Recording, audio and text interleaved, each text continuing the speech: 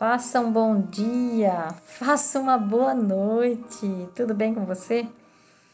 E vamos continuando, então, a gente vai hoje estudar mais um pouquinho, né? Refletir mais um pouco no, no do capítulo 8, né? Da sabedoria. Sabedoria, nós falamos até o versículo, no capítulo 8, no versículo 14, na data de ontem. E nós vimos qual a importância, né, da gente adquirir sabedoria. A sabedoria é tudo na nossa vida.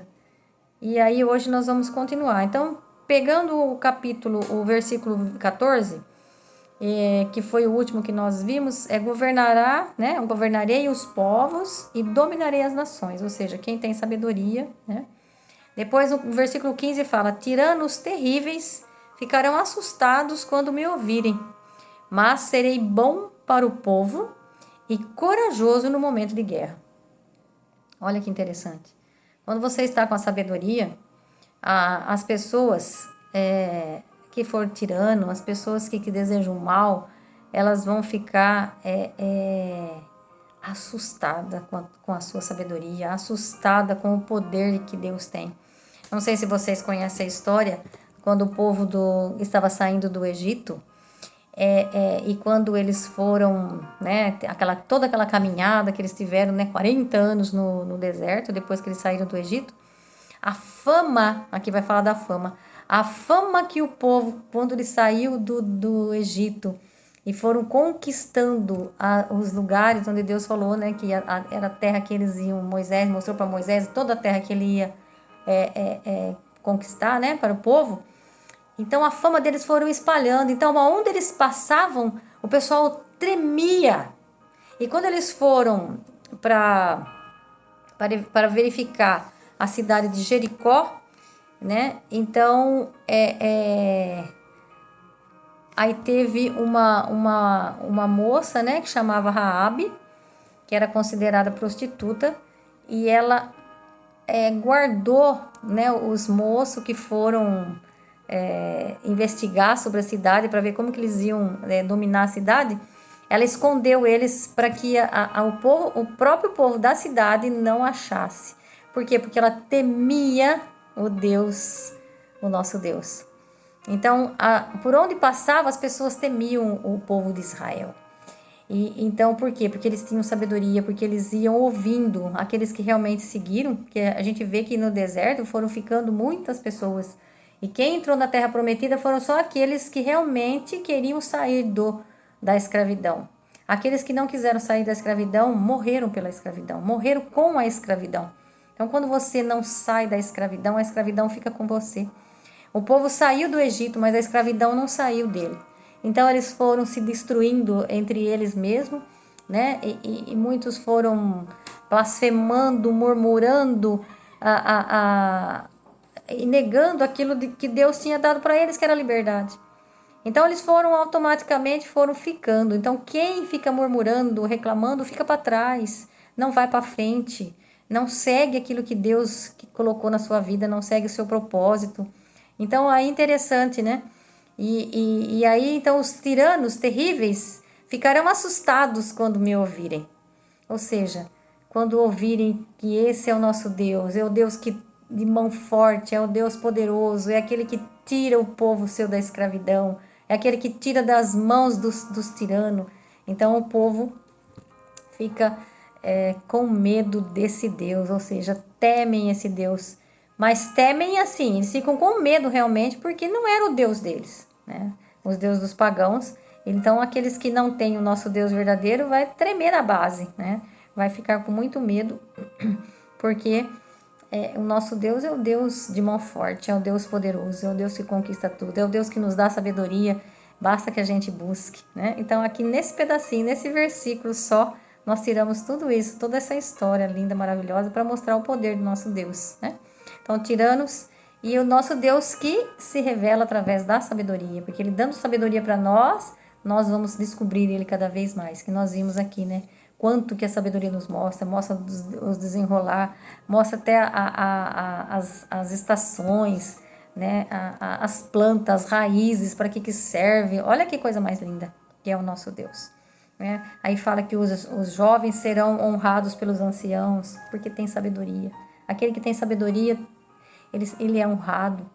Jesus, com 12 anos, deixava os anciãos com boca aberta, lembra? Com a mão no queixo, né? Com a mão na boca. Nossa, que sabedoria é essa, né? Então, esse é o nosso Deus. Ele nos dá sabedoria, ele nos dá de graça, basta a gente buscar, basta a gente querer, basta a gente, né, aceitar essa sabedoria, que é o próprio Jesus Cristo, aceitar ele na nossa vida, para que a gente possa ter mais vida, né? Então, olha lá, versículo 16. Ao voltar para casa, vamos terminar só aqui o versículo 15, que eu acho que eu li só um pedacinho, né? Tiranos terríveis ficarão assustados quando me ouvirem, mas serei bom para o meu povo e corajoso no momento de guerra. Sim, li tudo. 16. Ao voltar para casa, repousarei ao lado dela, porque a sua companhia provoca... Porque a sua companhia não provoca amargura, e a convivência com ela não traz nenhuma dor, mas contentamento e alegria. Essa é a nossa sabedoria. Esse é o nosso Deus. Esse é o Jesus que veio nos salvar, que nos dá contentamento, que nos dá alegria, que nos dá fortaleza, para que a gente possa ser verdadeiramente filhos, ativar a nossa identidade de filhos, né? Versículo 17. Refleti sobre essas coisas e meditei no meu íntimo. A imortalidade está na união com a sabedoria. A gente já via nos versículos anteriores que a imortalidade, né? A sabedoria nos dá imortalidade. Então, ela está em união, a imortalidade está em união com a sabedoria. E na sua amizade existe a alegria perfeita. Na obra de suas mãos existe riqueza inesgotável. Na relação assídua com ela se adquire a prudência, e na participação de suas palavras se encontra a fama. Veja, o nosso Deus é um Deus que nos dá essa sabedoria. E na mão dela existe riqueza inesgotável. Lá eu falava que outro dia que no capítulo 8, no capítulo 3 também de Provérbios, a gente vai ver como é importante a sabedoria, porque Provérbio fala de uma sabedoria, que essa sabedoria vertical, essa sabedoria que vem de Deus, que é o próprio Cristo, né? Porque se a gente for analisar, é o próprio Cristo no nosso meio, nos ensinando, nos mostrando que para você ser sábio, você tem que buscar cada vez mais. Vende tudo que você tem e adquira a sabedoria. Por quê? Porque a sabedoria vale mais do que o ouro, mais do que a prata. Ela na mão direita ela tem vida longa, na mão esquerda ela tem prosperidade, né? Não tem como você ter sabedoria e não adquirir aquilo que Deus deixou para nós e fazer aquilo que Deus, né, de sermos filhos, herdeiros daquilo que Deus escreveu para nós lá em Gênesis. Né? Lá em Gênesis, logo nos primeiros capítulos, a criação do mundo, no primeiro capítulo, né?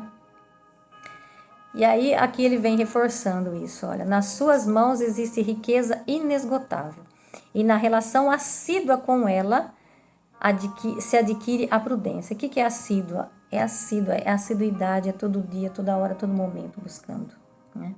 E na participação de suas palavras se encontra a fama. Assim sendo, eu ia por toda parte, procurando os meios de conquistá-la para mim. Eu era um jovem de boa qualidade e tive a sorte de ter uma boa alma. Ou melhor, sendo bom, vinha um corpo sem mancha. Aqui está falando muito que isso fica atribuído a Salomão. E também está atribuído ao próprio Jesus, né? Que a sabedoria veio no corpo de Jesus. É um homem bom, né? De boa alma, um homem sem mancha, que a gente pode atribuir ao próprio Jesus. Sabendo que jamais teria conquistado a sabedoria se Deus não a tivesse concedido a mim. E já era um sinal de inteligência saber de quem vinha o dom. Voltei-me então para o Senhor e lhe supliquei, dizendo com todo o meu coração. Agora já entra o capítulo 9, versículo 1. Deus dos pais e Senhor da misericórdia, tudo criaste com tua palavra. Com a tua sabedoria formaste o homem para dominar as criaturas que fizeste, para governar o mundo com santidade e justiça, e exercer o julgamento com retidão de alma. Concede-me a sabedoria que está entronizada ao teu lado, e não me excluas do número de seus filhos. Olha que lindo isso aqui, né? Aqui no capítulo 8, no finalzinho, ele vem falando, no versículo 21, que é o último, 21 é o último, ele fala que, sabendo que jamais teria conquistado a sabedoria se Deus não a tivesse concedido a mim, e já era um sinal de inteligência saber de quem vinha o dom. Voltei-me então para o Senhor e lhe perguntei, supliquei dizendo com todo o meu coração: Deus dos pais e Senhor da misericórdia, tudo criaste com tua palavra, com a tua sabedoria formaste o homem para dominar as criaturas que fizeste, para governar o mundo com santidade e justiça, e exercer o julgamento com retidão de alma. Concede-me a sabedoria que está entronizada ao teu lado, e não me exclua do número de teus filhos. Gente, isso aqui é uma oração. Olha, Deus dos pais e Senhor da misericórdia, tudo criaste com tua palavra. Ore, faça essa oração todo dia. Olha que lindo, capítulo 9, versículo do 1 ao 4. Concede-me a sabedoria, no versículo 4, que está entronizada ao teu lado, ou seja, que está no seu trono, né? E não me exclua do número de seus filhos. Gente, isso aqui é lindo demais.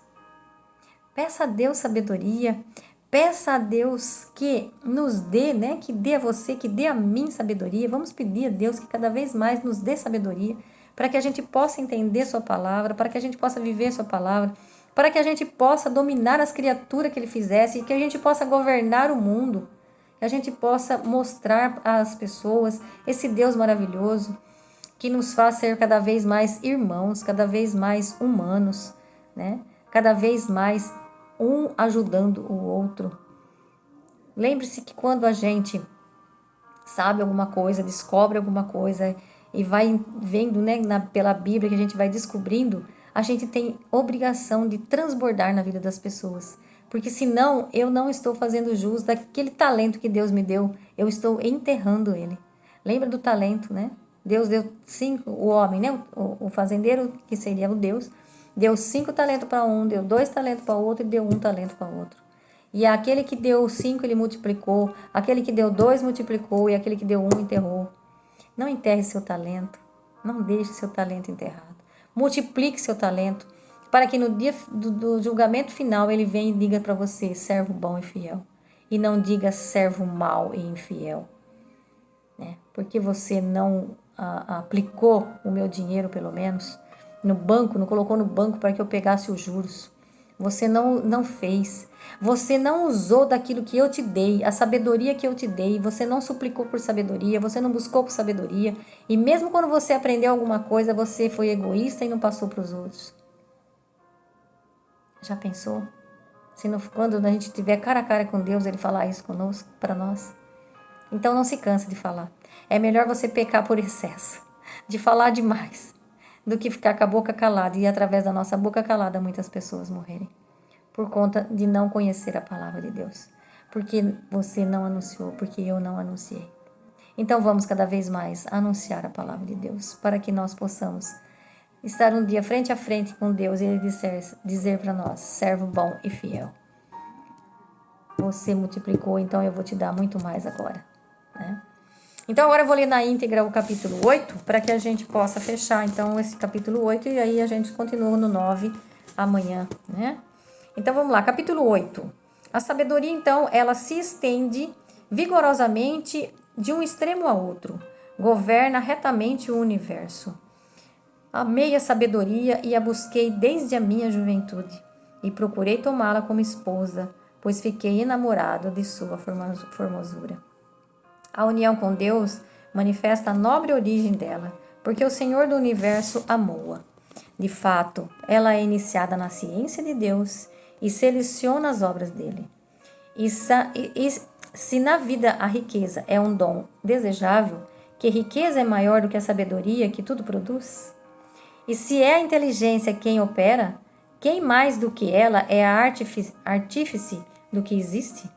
Se alguém ama a justiça, as virtudes são seus frutos, pois ela é quem ensina a temperança e a prudência, a justiça e a fortaleza. Esses são os frutos da sabedoria, né? Que são na vida dos homens mais úteis, que são na vida os bens mais úteis aos homens. Se alguém deseja também uma rica experiência, ela conhece as coisas passadas e entrevê as futuras. Conhece a sutileza das máximas e a solução dos enigmas. Prevê sinais e prodígios e o desenrolar das épocas e tempos. Decidi, portanto, tomá-la por companheira de minha vida, sabendo que ela será boa conselheira e me trará conforto nas preocupações e no sofrimento. Por causa dela, serei elogiado pela Assembleia e ainda jovem, os anciãos me honrarão. No julgamento, terei agudeza e serei admirado pelos poderosos. E se eu falar, me prestarão atenção. Se eu prolongar o discurso, todos colocarão a mão na boca. Por meio dela, alcançarei a imortalidade e deixarei aos meus sucessores, uma lembrança eterna. Governarei os povos e dominarei as nações. Tiranos terríveis ficarão assustados quando me ouvirem, mas serei bom para o povo e corajoso no momento de guerra. Ao voltar para casa, repousarei ao lado dela, porque a sua companhia não provoca amargura e a convivência com ela não traz nenhuma dor, mas contentamento e alegria. Refleti sobre essas coisas e meditei no meu íntimo. A imortalidade está na união com a sabedoria, e na sua amizade existe alegria perfeita. Na obra de suas mãos existe riqueza inesgotável. Na relação assídua com ela se adquire a prudência, e na participação de suas palavras se encontra a fama. Assim sendo, eu ia por toda parte procurando os meios de conquistá-la para mim. Eu era um jovem de boa qualidade e tive a sorte de ter uma boa alma. Ou melhor, sendo bom, vim a um corpo sem mancha, sabendo que jamais teria conquistado a sabedoria se Deus não a tivesse concedido a mim. Já era sinal de inteligência saber de quem vinha o dom. Voltei-me então para o Senhor e supliquei, dizendo com todo o meu coração. Aqui termina o capítulo 8, e depois então a gente continua com o versículo 9. Nós paramos no capítulo 9, versículo 4, e aqui é do capítulo 1 ao 4. No capítulo 9, do versículo 1 ao 4, é uma oração. E se você quiser pegar lá, se você tiver a sua Bíblia, se você não tiver a Bíblia, volta aí um pouquinho o vídeo que você vai, eu tenho aí na íntegra, né, essa oração. Esse capítulo do 1 ao 4 é uma oração, é um pedido, é uma súplica. Porque olha só que coisa mais linda. Ele pede a Deus por sabedoria, né? Concede-me a sabedoria. E é isso que nós temos que fazer cada vez na nossa vida. Pedir a Deus que nos conceda sabedoria. Mas não uma sabedoria para que fique para mim, só e somente para mim, não. A sabedoria de quanto mais eu aprendo, mais eu passo. Mais eu transbordo na vida das pessoas. Então vá lá. Faça o que tem que ser feito. Vá cumprir o seu propósito. Não tenha um cérebro obeso. Pense nos talentos. Pense na multiplicação desses talentos que você vai ter. Pensa no momento em que nós chegarmos frente a frente com Deus e Ele disser para nós, servo bom e fiel. Como você foi fiel no pouco, eu vou adicionar a imortalidade na sua vida. Imagina? Fica com Deus, um beijo no seu coração.